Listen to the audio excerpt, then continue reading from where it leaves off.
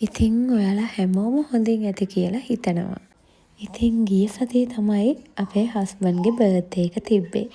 ඉතින් බර්ත්ඩේ එක වෙනුවෙන් අපි කරපු දේවල් මොනවාද කියලා තමයි මේ වීඩියෝ එකේ තියෙන්නේ. ඔන්න ඉතින් මේ ඔක්තෝබර් 3 වෙනිදානේ. 3 වෙනිදා අපි ගියා බඩු ගන්න. මොකද එයාගේ බර්ත්ඩේ එක තිබ්බේ 5 වෙනිදා. 5 වෙනිදා දවස ඉරිදා දවසක්. හැබැයි අපි හිතුවා මේ පාර එයාගේ උපන්දිනය වෙනුවෙන් එයාගේ හොඳම යාළුවන්ට එන්න කියලා පොඩි පාටි එකක් දෙන්න. ඉතින් ඒක දෙන්න හිතන් හිටියේ අපි ඊළඟ සතියේ සිකුරාදා රෑ. අපි ඉතින් 5 වෙනිදා ගෙදර අපි 4 දෙනා විතරක් එකතු වෙලා පොඩියට බර්ත්ඩේ එක සමරන්න තමයි හිතන් ඉන්නේ. දැන් ඉතින් මේ අපි ගෙදර එන ගමන් බඩු ටිකත් අරගෙන මේ තියෙන ඉතින් ගෙනාපු බඩු ටික.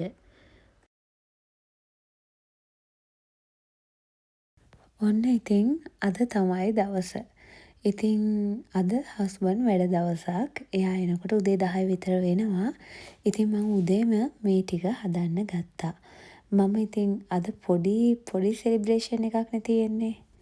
ඉතින් මං අද හැදුවේ පැටිස් ටිකක් හදලා මෙහෙම සොසේජ් පේස්ට්‍රි ටිකකුයි රෝල්ස් ටිකකුයි තව කට්ලට් ටිකකුයි ඔක්කොගෙම හැදුවේ ටික ටික. මොකද අපි 4 දෙනා විතරනේ. ඉතින් මෙන්න පළවෙනි වතාවට මම කේක් එකකුත් හැදුවා. ඒ වෙලාවට ඉතින් අද බර්ත්ඩේ එකට කපන්න තියෙන එකනේ. ඉතින් ඒක හදලා අයිසින් ටිකකුත් දාලා ඉතින් දන්න වැඩ චුට්ටක් දාලා පොඩ්ඩක් ඒක හදාගන්න තමයි try කළේ.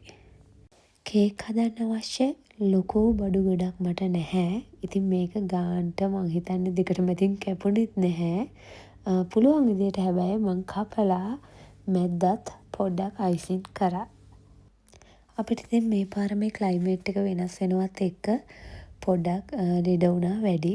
තාමත් ඉතින් මට කතා කරගන්න අමාරුයි. අහගෙන ඉන්න ඉතින් ඕගලන්ටත් ටිකක් අමාරු ඇති. අන්තිමට මේ කේක් මේ වගේ සරසන ඉතින් පොඩි මේවා ටිකක් දාලා පොඩ්ඩක් උඩිනුත් චුට්ටක් ඉහලා ඒක සරස ගත්තා. මේ තියෙන ඉතින් අන්තිමට හදාගත්ත කේක් එක. අනිත් දේවල් ටික තමයි ඉතින් අපේ චූටි බර්ත්ඩේ පාටි එකට හදාගත්ත දේවල්. එහෙනම් ඉතින් දැන් අපි බලමු අපේ බර්ත්ඩේ බෝයි ඇවිල්ලා කේක් එක කපන හැටි. එයාලා ඉතින් මේ වගේ දේවල් කරන්න ටිකක් ලැජ්ජයිනේ. ඉතින් බර්ත්ඩේ එකට සින්දුව කියන්නත් එපා කිව්වා. එහෙම ඉතින් හරි නෑනේ. Happy birthday to you. Happy birthday, dear Papa. Happy birthday to you. පේනවනේ ඉතින් එතනත් අපේ දෙන්න ගිහිල්ලා එතනත් රණ්ඩුවක්. මොකද එක්කෙනෙකුට ඉටිපන්දන් නිවන්න බැරි වුණාලු. ඔහොම ප්‍රශ්න තියෙනවා ඉතින් අපේ ගෙදර. ඉතින් පොඩියට හරි මේ විදිහට එයාගේ ඒ විශේෂ දවස සමරන්න පුළුවන් වුණ එකට ඇත්තටම සතුටුයි. ඉතින් අපි 5 වෙනිදා දවල්ට ලොකු දේවල් නම් ඉතින් ඉව්වේ නැහැ. දවල් කෑම එක අද අපේ මෙන්න මේ විදිහ. මම හැදුවේ චොප්සි එකක් හදලා අල කිරි හොද්දක් හැදුවා. ඊට පස්සේ චිකන් හදලා බටු මෝචු ටිකක් තමයි හැදුවේ. අද ඔක්තෝබර් 11 වෙනිදා. එතකොට හෙට තමයි අපේ පාටි එක තියෙන්නේ. ඉතින් ඒ පාටි එකට අපේ හස්බන්ඩ්ගේ පරණ යාළුවෝ ඔක්කොම ටික වගේ එනවා. ඒ වගේම අපේ මෙහි ඉන්දියන් යාළුවෝ ටිකත් එනවා. ඉතින් මං හිතුවා අදම රෝල්ස් ටිකයි කට්ලට් ටිකයි හදලා ෆ්‍රීසර් එකේ දාලා හෙට උදේට බදින්න.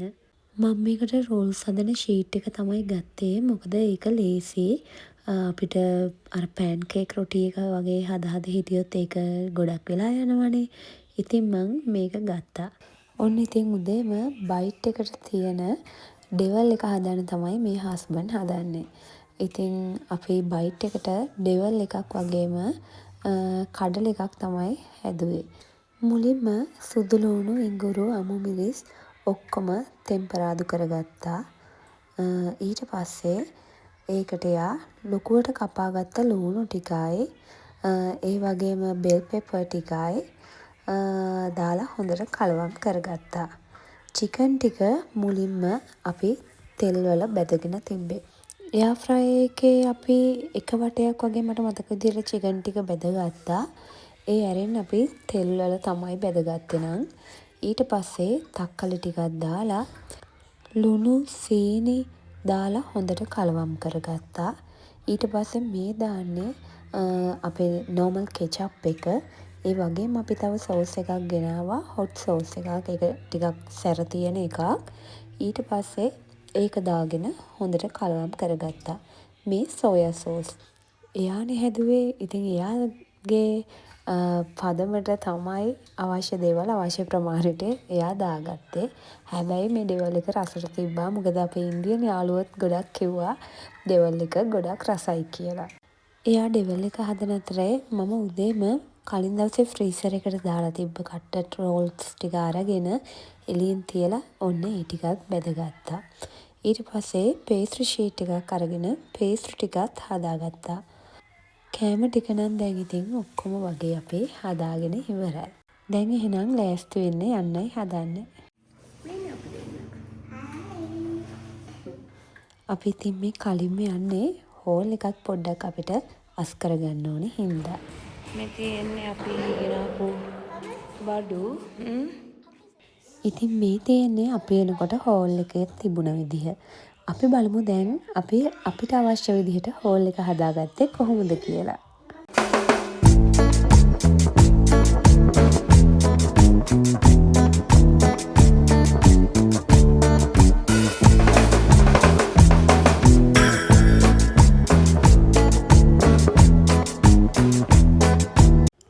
මේ තියෙන්නේ අපි හදන් ආපු කෑම ටික. එතකොට අපි වෙනම කෑම ඕඩර් කරලා තිබ්බා. ඉතින් මේ ටිකත් අපි ඊට පස්සේ බර්ත්ඩේ කේක් එක තියෙන තැන එතනත් හදාගත්තා. මොකද අපි කට්ටියටම එන්න කියලා තිබ්බේ රෑ 6:07 වගේ වෙනකොට.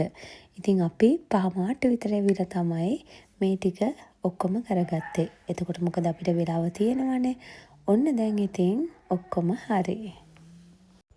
ඔක්කොම ඉතින් ඉවර කරගත්තට පස්සේ එක්කෙනා දෙන්න ඉතින් එන්න පටන් ගත්තා. අපිට ඉතින් බර්ත්ඩේ කේක් එක ගෙනාවේ මිලාන් වල ඉඳන් ආපු ප්‍රියන්ති අක්කා. එයා තමයි මේ ලස්සන කේක් එක හදාගෙන ආවේ. මේ කේක් එක වගේම කප් කේක්ස් තමයි හදාගෙන ආවේ බෙදන්න කට්ටියටම. මේ තියෙන්නේ අපි ඕඩර් කරලා ගෙන්නපු කෑම ටික. ළඟ කට්ටිය නෙමෙයි ඉතින් හිටියේ. ඉතින් හම්බුනාට පස්සේ කතා බහ කර ඔහොම තමයි ඉතින් පාටියේ.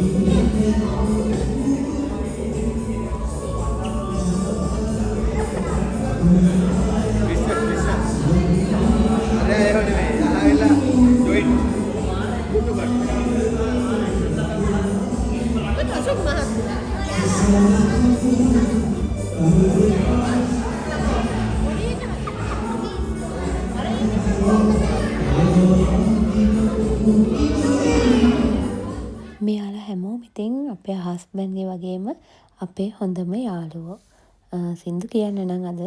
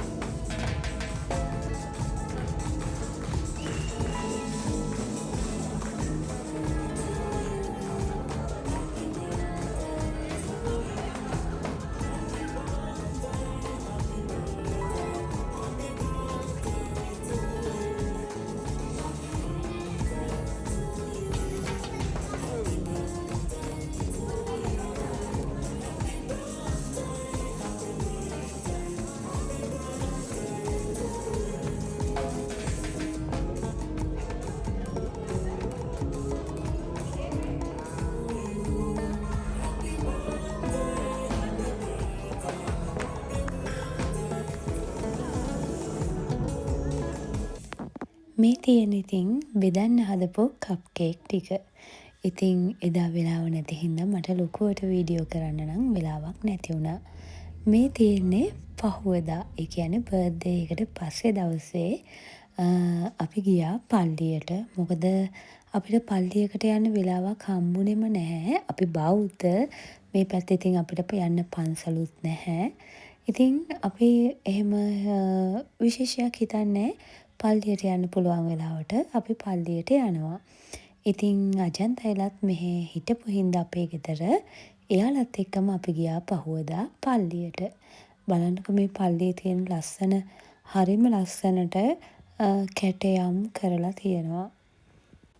ඉතින් මේ පල්ලිය අපේ ගමේ තියෙන පල්ලියක්. අපි මෙතෙන්ට කලිනුත් ඇවිල්ලා තියෙනවා. ඉතින් අපි මේගොල්ලන්වත් එක්කගෙන ආවා ඉතින්.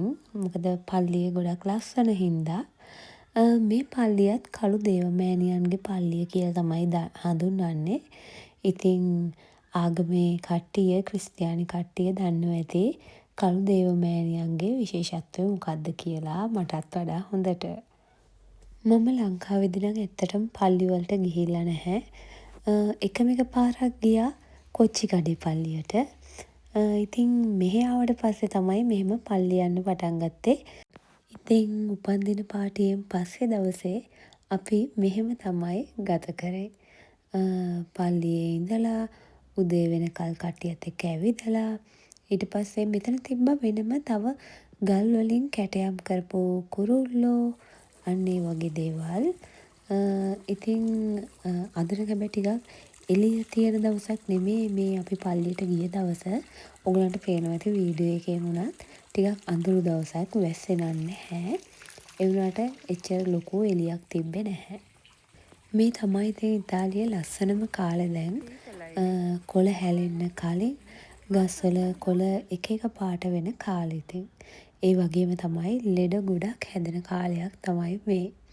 ඉතින් මට සමහර වෙලාවට ඔයගලන්ගේ වීඩියෝස් බලන්න මග ඇරෙනවා. මොකද දැන් ආපහු බබාලගේ ඉස්කෝල පටන් ගත්තා මාස 3කට පස්සේ. ඒ වගේම මගේ ඉස්කෝලත් පටන් ගත්තා. මම මෙහෙ භාෂාව ඉගෙන ගන්න හින්දා ඒකටත් යනවා. ඉතින් කොයි වෙලේ හරි මම වෙලාවක් හදාගෙන කොහොම හරි ඔයගලන්ගේ වීඩියෝස් බලනවා. ඒ වගේම මගේ වීඩියෝස් බලන ඔයගලන්ටත් ගොඩාක් ස්තුතියි.